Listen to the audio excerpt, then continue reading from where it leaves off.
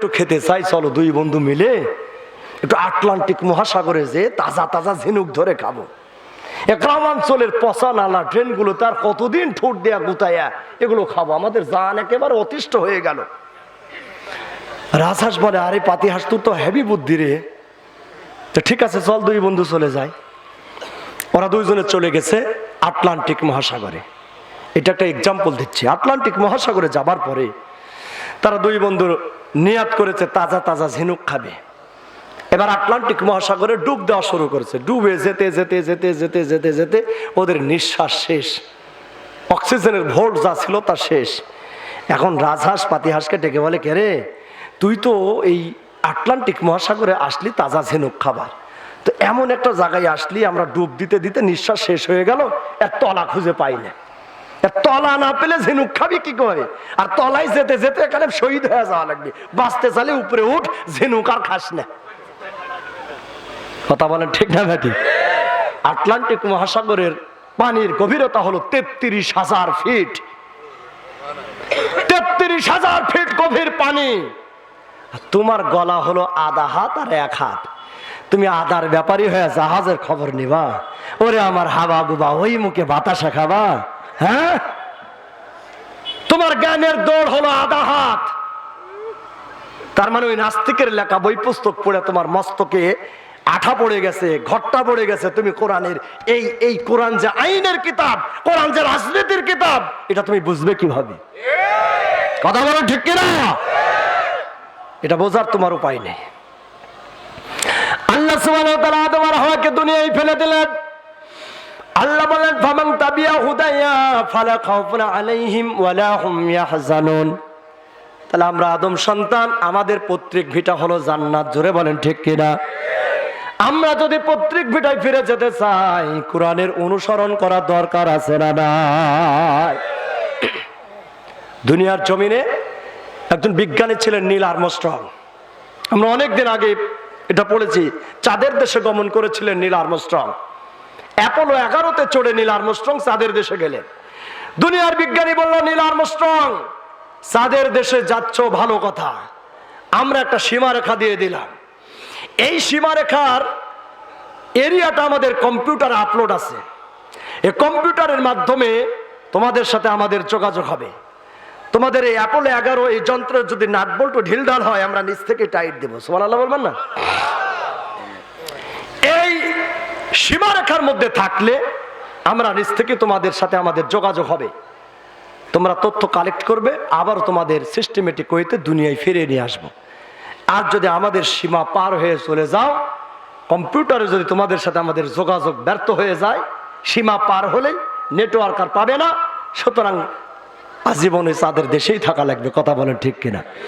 দুনিয়ার মানুষের তৈরি করা, দুনিয়ার বিজ্ঞানীদের দেওয়া সীমারেখা মেনে নীল আর্মস্ট্রং চাঁদের দেশে গিয়ে তথ্য সংগ্রহ করে আবারও সিস্টেমেটিক হইতে যখন দুনিয়ায় আসতে পারে, তো আমাদের আদি পিতা আদিমাতা জান্নাত থেকে দুনিয়ায় চলে এসেছেন, আল্লাহ ফেলে দিয়েছেন। এই দুনিয়ায় আসার পরে আল্লাহ একটা সীমারেখা দিয়ে দিলেন।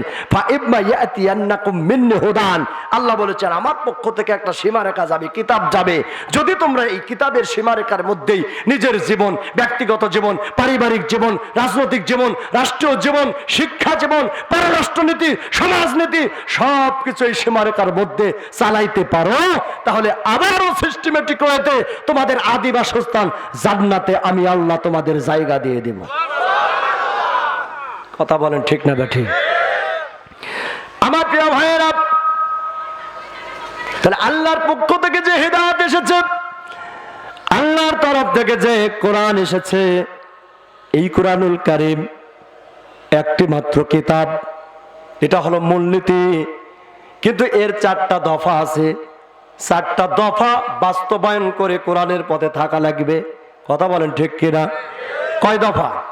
আরো জোরে বলেন, কয় দফা?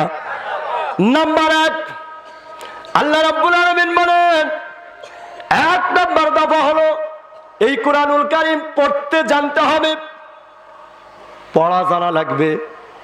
কথা বলেন ঠিক কিনা?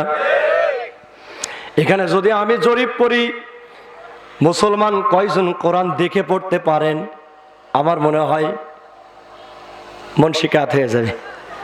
কি বলেন?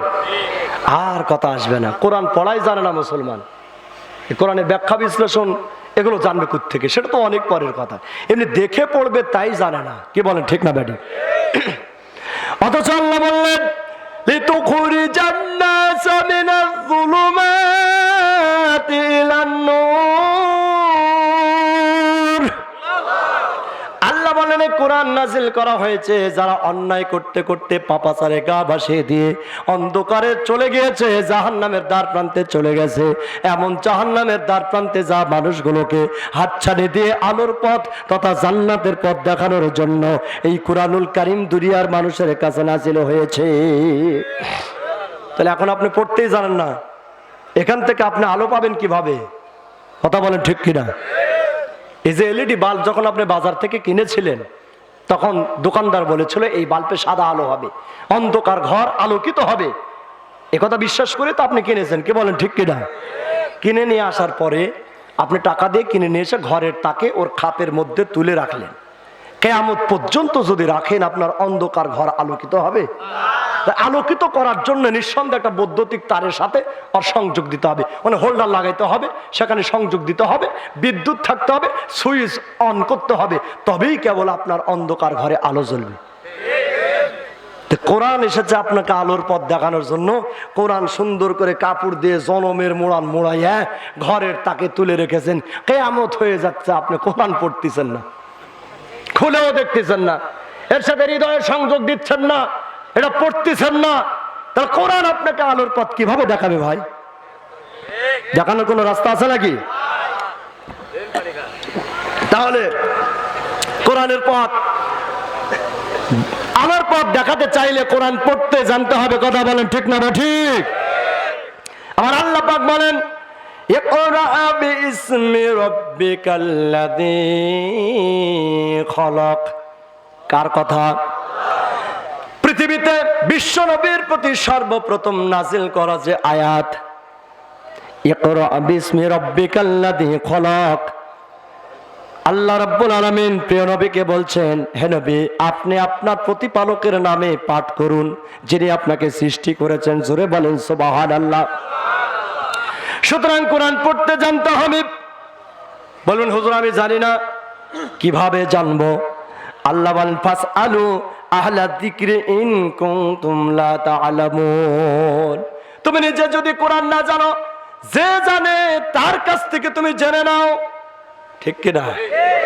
আপনি বুড়ো হয়ে গেছেন, কোরআন পড়া জানেন না, আপনার 8 বছরের কলিজার টুকরা সন্তান কোরআনের হাফেজ হয়েছে, আপনি তার কাছে বসে থেকে শিখেন, অসুবিধা আছে নাকি? এখন যদি আপনি বলেন আমি মুরব্বী মানুষ, আমার ছেলের কাছে কোরআন পড়ো, মান ইজ্জত থাকে, এই কথা বললে কি হবে? আল্লাহ বলেন তুমি না জানলে যে জানে তার কাছে জানো, সে ছোট হোক আর বড় হোক, ওটা দেখার সুযোগ নাই, তোমাকে জানতে হবে।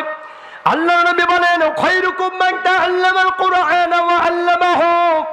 বিশ্ব নবী বলেছেন তোমাদের মধ্যে ওই ব্যক্তি সম্মানিত উত্তম যে নিজে কোরআন শিক্ষা করে আর অপরকে কোরআনুল কারীম শিক্ষা দেয়। সুতরাং কোরআন পড়া জানতে হবে। জোরে বলেন ঠিক না বা ঠিক? কোরআন পড়া যদি জানতো দুনিয়ার মানুষগুলো চুরি করতো না, কোরআন পড়া যদি জানতো দুনিয়ার মানুষ দুর্নীতি করতো না, কোরআন পড়া যদি জানতো আমার মায়েরা বোনেরা বেহায়া বেপর্দাপনায় চলতো না, কোরআন পড়া যদি জানতো তাহলে ওয়ারিসকে সম্পদ থেকে বঞ্চিত করতো না। জোরে বলেন ঠিক কিনা? কোরআন পড়া না জানার কারণেই আজকে মেয়েরা বিপদে চলে যাচ্ছে। বাংলাদেশের একজন ঐশী নামের মেয়ে ছিল, আমরা জানি, কোরআন না জানার কারণে ঐশী নামের মেয়ে তার বাপ মাকে খুন করেছে। কথা বলেন ঠিক কিনা? আমার প্রিয় ভাইয়েরা, এই জন্য কোরআন জানতে হবে, কোরআনুল কারীমকে সাপোর্ট করা লাগবে, কোরআনুল কারীমের পক্ষে থাকা লাগবে। কিন্তু যে সমাজে কোরআনের বিপক্ষে মানুষ দাঁড়িয়ে যায়, কোরআনের বিরুদ্ধে অবস্থান নেয়, কোরআন প্রেমিকদের উপরে জুলুম নির্যাতন চালায়, সেই রাষ্ট্রে আল্লাহর তরফ থেকে 4টা বড় বড় 3টা বড় বড় অসুখ দেখা দেয়, আর আল্লাহর পক্ষ থেকে 3টা গজব নেমে আসে। যেই সমাজে কোরআনের উপরে আক্রমণ চালানো হয়, যেই সমাজে আলেম ওলামার উপরে নির্যাতন করা হয়, ওই সমাজে আল্লাহর তরফ থেকে 3টি বড় বড় অসুখের সৃষ্টি হয়। জোরে বলেন কয়টি? যেমনটি ধরে নেওয়া যাক, এখন সবচেয়ে বেশি অসুখ হচ্ছে হার্ট অ্যাটাক। এটা আগে ছিল না, এখন অহরহ হার্ট অ্যাটাক। যুবক মানুষ হার্ট অ্যাটাক করে মারা গেছে, কি বলেন ঠিক কিনা? ডায়াবেটিক্স জনমের একটা রোগ, দুনিয়ার খাওয়া দাওয়া বন্ধ, খালি দৌড়া, আর ভালো হচ্ছে না, কি বলেন ঠিক না বেঠিক? এরপরে 3 নম্বর হলো যৌন দুর্বলতা। আছে না নাই? বিয়ে করার 6 মাসও যায় না, বউ বলে ভাত খাবো না। সমস্যাটা কি? আগের জামানায় কিন্তু এরকম হয়নি। আমার দাদিরা নানিরা যারা ছিল ওরা গল্প করতো যে ওদের বুদ্ধি যখন ছিল না তখন বিয়ে দিয়ে দিয়েছে, এমনকি কবুল অন্যজনে পড়ে বিয়ে দিয়ে দিয়েছে।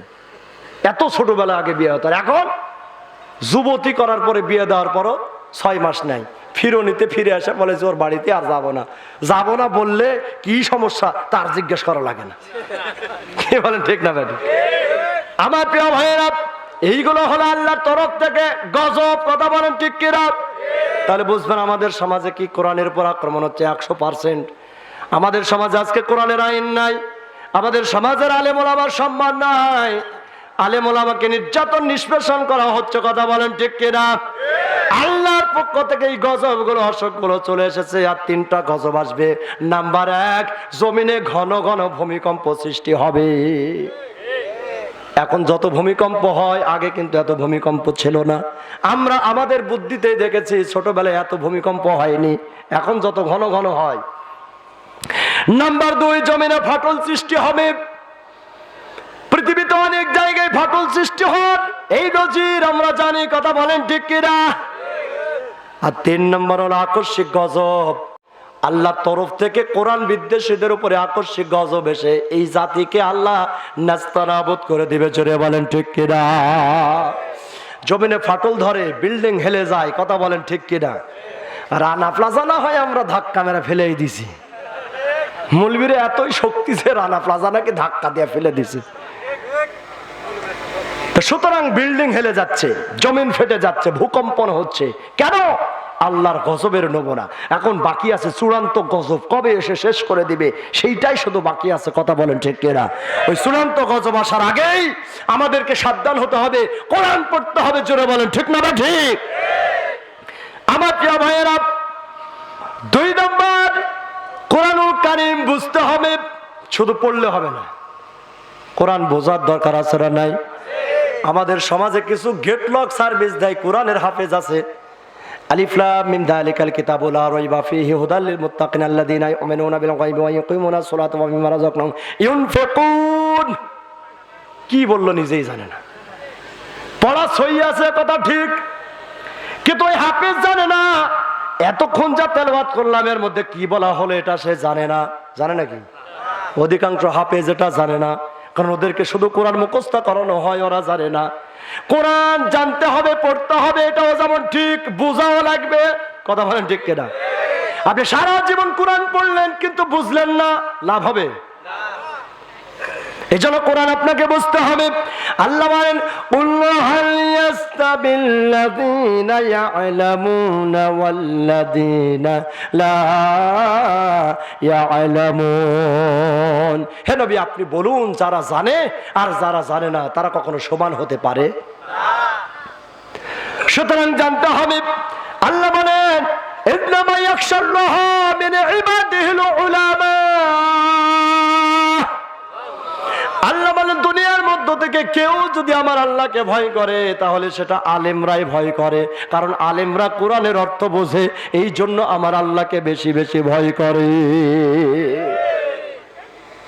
এই জন্য কোরআন পড়তে হবে।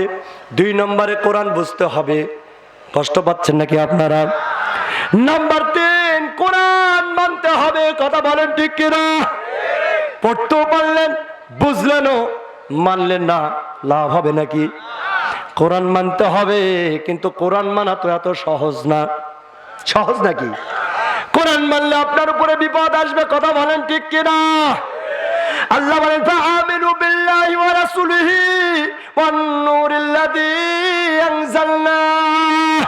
আল্লাহ বলেন তোমরা আল্লাহর প্রতি ঈমান আনো, রাসূলের প্রতি ঈমান আনো, এবং আমি যে নূর যে কোরআন নাজিল করেছি ওই কোরআনের প্রতি ঈমান এনে তোমরা মুসলমান হয়ে যাও। সুতরাং কোরআন মানতে হবে। কোরআন মানা এত সহজ ব্যাপার না। যে সমাজে কোরআনের আইন নাই সেই সমাজে কোরআনের কথা বললে আবু জাহলের প্রেতাত্মারা কোরআন প্রেমিকদের উপরে জুলুম চালাবে। কথা বলেন ঠিক না বা ঠিক? কোরআনের হক কথা বললে তারা পছন্দ করবে না। কোরআন মানতে থাকবেন, আপনার নামটা পর্যন্ত পরিবর্তন করে দেবে। কথা বলেন ঠিক কিনা? যুগে যুগে কালে কালে কাফির বেঈমানেরা হযরত ঈসা আলাইহিস সালামের নাম পরিবর্তন করে রেখেছিল যিশু।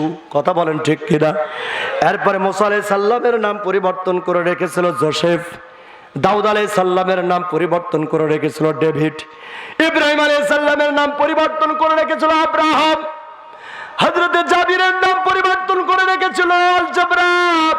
সুতরাং এই জমিনে যারা কোরআনের ধারক বা কোরআনের পক্ষে থাকতে চায় তাদের নাম এই দুনিয়াতে পাল্টিয়ে রাখা হয়েছে রাজাকার। কথা বলেন ঠিক কিনা? ইসলাম মানলে আপনার নামটা পর্যন্ত পরিবর্তন হবে।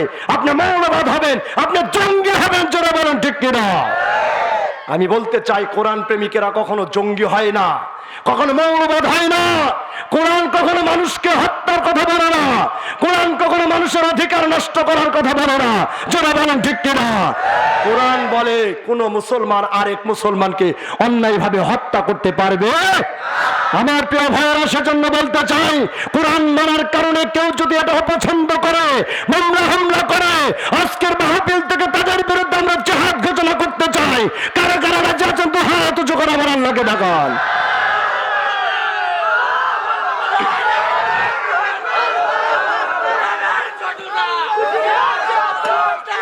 আলহামদুলিল্লাহ, হাত নামান।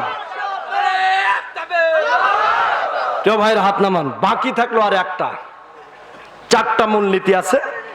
একটা হলো কোরআন পড়তে হবে, 2 নম্বর বুঝতে হবে, 3 নম্বর মানতে হবে। কথা বলেন ঠিক না বা ঠিক? আর একটা আছে, সেইটা হলো যে কোরআনুল কারীম মানাতে হবে। আপনি নিজে মানলে হবে না, সমাজের মানুষকে কোরআন পালন করতে বলতে হবে। কথা বলেন ঠিক কিনা? এই কোরআনের দাওয়াতি মিশনে আপনাকে অংশগ্রহণ করতে হবে। কথা বলেন ঠিক কিনা? আপনি নিজে বাঁচবেন, পরিবারকে বাঁচাবেন না, তা হবে না, তা হবে না। এজন্য সমাজের মানুষ আজকে ভুল পথে চলে গেছে। আপনাকে কোরআন দিয়ে বুঝিয়ে তাদেরকে ইসলামের দিকে নিয়ে আসতে হবে। এই কোরআনের দাওয়াতি মিশনে আপনাকে থাকতে হবে। আল্লাহ বলেন, ওয়াল তাকুম মিনকুম উম্মাতুন ইয়াদউনা ইলাল খায়র ওয়া ইয়া'মুরুনা বিল মা'রুফ ওয়া ইয়ানহাউনা আনিল মুনকার ওয়া উলাইকা হুমুল মুফলিহুন। চিৎকার দিয়ে বলেন আল্লাহু আকবার। আল্লাহ বলেন তোমাদের মধ্যে একটি সংগঠন থাকবে, একটি দল থাকবে, যে দল মানুষকে কল্যাণের দিকে ডাকবে। এই দলের কর্মসূচি হবে ওয়া ইয়া'মুরুনা বিল মা'রুফ, মানুষকে সৎ কাজের আদেশ করবে, ওয়া ইয়ানহাউনা আনিল মুনকার, এবং অসৎ কাজের নিষেধ করবে। যারা এই দলের কর্মী হতে পারবে, ওয়া উলাইকা হুমুল মুফলিহুন, তারা সবাই জান্নাতি, সবাই সফল কাম। চিৎকার দিয়ে বলেন আল্লাহু আকবার। প্রিয় ভাইরা আমার, সংক্ষিপ্ত পরিসরে আমি আলোচনাগুলো আপনাদের কাছে উপহার দিলাম। আমি সহ প্রত্যেকেই যেন এই আলোচনাগুলো বাস্তব জীবনে আমল করতে পারি। সকালে বলুন আল্লাহুম্মা আমিন। আজকের এই গোরস্থানের উন্নয়নে এই তাফসীরুল কোরআন মাহফিল, কথা বলেন ঠিক কিনা? আপনাদের এই গোরস্থানে আপনাদের পিতামাতা শুয়ে আছে, আপনাদের কলিজার টুকরা সন্তান শুয়ে আছে, কারোবা স্বামী এখানে শুয়ে রয়েছে, কারোবা স্ত্রী এখানে চলে গেছে। আমি এখানে বক্তব্য দিচ্ছি, আমি নিজেও একজন পিতৃহীন সন্তান। আমি যখন ইন্টারমিডিয়েট পাস করি তখন আমার আব্বাজান দুনিয়া থেকে বিদায় নিয়ে চলে গেছেন। আমার আব্বার স্বপ্ন ছিল যে আমি একদিন আলেম হব, বক্তব্য দিব, আমার আব্বা বসে বসে আমার বক্তব্য শুনবেন। আমার বাবার দোয়া কবুল হয়েছে ঠিকই, কিন্তু তিনি আর বেঁচে থাকতে পারেননি। প্রিয় ভাইরা আমার, এইভাবে সবাই একদিন দুনিয়া থেকে চলে যাবে। কথা বলেন ঠিক না বা ঠিক? তাই আব্বা আম্মা যাদের কবরে চলে গেছে, আপনি আমি কবরে চলে যাব একদিন। সেই কবরের মাল সামানা এখনই ঠিক করে রাখতে হবে। কথা বলেন ঠিক কিনা? একদিন তোমার নাম মসজিদে হবে এলান, তৈরি থেকো, তৈরি রেখো, কবরের মাল সামান, একদিন তোমার নাম মসজিদ হবে এলান। কথা বলেন ঠিক কিনা? সুতরাং সেই আব্বাজানের নিয়তে, আম্মাজানের নিয়তে আমি আপনাদের কাছে দেখতে চাই 20 জন মানুষকে দেখতে চাই যে এখানে